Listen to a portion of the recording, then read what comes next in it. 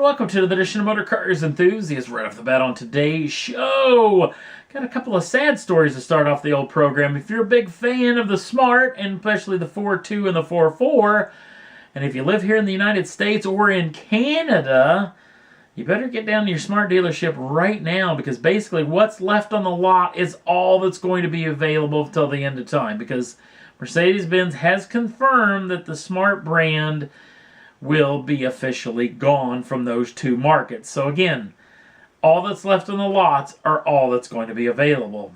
Another vehicle that's in the same boat is the 370, specifically the convertible version.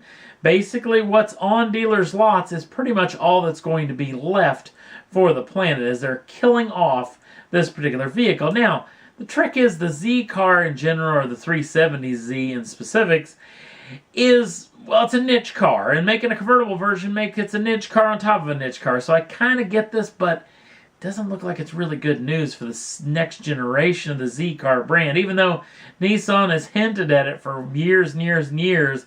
The trick is it just never comes. This thing's been on the planet, that being the 370Z, has been on the planet about as long as the Dodge Challenger, and that thing's been on the planet for a long, long time, at least in this current generation. So we'll wait and see. We may be more information, hopefully coming up before year's end, about the next generation of the Z car.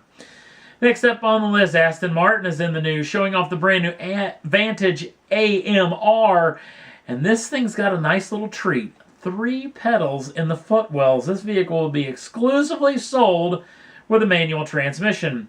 Power comes from a 4-liter twin turbocharged V8 making 503 horsepower, 505 pounds-feet of torque, shifted through a 7-speed dog-leg gearbox. Now, if you don't know what a dog-leg gearbox, basically, think about where first gear is. Well, that's actually where reverse is, and where second gear should be in a normal transmission or normal manual, that's where first gear resides, and then, of course, every gear on after.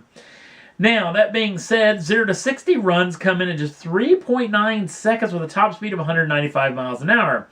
3.9 sounds quick unless you talk about the manual transmission versus the automatic, because the automatic does beat it by 0.3. That being said, the manual transmission is actually over 200 pounds lighter than the automatic. And not to mention, this vehicle's been optimized for that manual transmission. They're talking about exclusive suspension settings, exclusively carbon ceramic brakes on all 4 corners, and the limited slip rear differential has been heavily worked over in favor of this manual transmission. Now, here's the trick. This thing's limited edition. In fact, there's only 200 of these built for the world. And then, like where we talked about a niche on top of a niche, and then the old 370Z, there's a limited edition on top of a limited edition, because out of those 200 of them, 59 of them are going to be built as a tribute car to the 24 Hours of Le Mans winning Aston Martin from 1959. So if you want to get your grubby little mitts on one of these machines, apparently they're available right now. And if you want them, starting price for the standard, I guess you could say, version of the Vantage AMR will come in at $180,000. But if you want to go for that one of just 59 24 Hours of Le Mans editions, that will have a starting price of $205,000. Next up on the list, in Porsche's ever onslaught on taking on all road circuits all over the planet to set production car lap records, they've done it again, this time in Elkhart Lake in Road Atlanta. At the wheel was David Donahue, 24-hour Le Mans winner, driving the GT2 RS version of the 911. He set a lap record of 2 minutes, 15.17 seconds, which is the quickest production car around this particular circuit. Porsche actually brought a GT3, but boy, it just wasn't as quick as that GT2, thanks to those twin turbocharged into that flat 6. So it'd be interesting to see where Porsche may end up next in their production car lap record onslaught. And last up on the list, I'm a little bit late to the party, but this is a pretty special piece. This is going to be a brand new vehicle hitting the Formula D circuit, the drift circuit.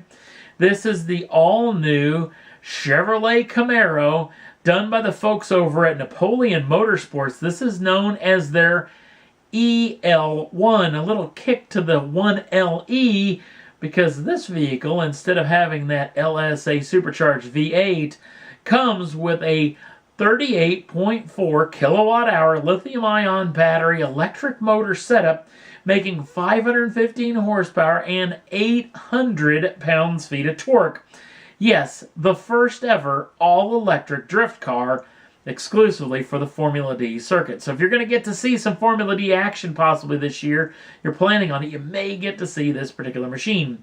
This vehicle does have a little bit of tricks to it because, you know what? It's a direct drive transmission, so it's not got a manual transmission, which kills off the old clutch kick. If you don't know what clutch kicking is in drifting, it's basically when you got your foot flat to the floor in whatever desired gear that you're in, and you kick the clutch pedal, basically making the RPMs go up to the moon, and when you actually pull back out on the clutch, it kind of jerks the transmission enough in the rear tires and initiates a drift. Now, according to the folks over at Napoleon Motorsports, they're claiming just thanks to the handbrake and that 800 pound-feet of torque, which is instantaneous and doesn't have to grow through the rev range, they're thinking this vehicle is going to be just fine without the old clutch kick action. So it'll be real interesting to get to see this thing on the Formula D circuits because it's going to make a whole lot different noises than we're used to. So cannot wait for the first Formula D event of the year. This thing's going to be pretty doggone interesting. And that's all there was that I thought was worth talking about for this edition of Motor Cars Enthusiasts. Don't forget to like us over on the Facebook page. Links down in the show notes. Also, if you'd like to subscribe to the channel, you can do so at any time. Get the first dibs on the brand new shows as soon as they come out. Thanks for watching. We'll see you again real soon.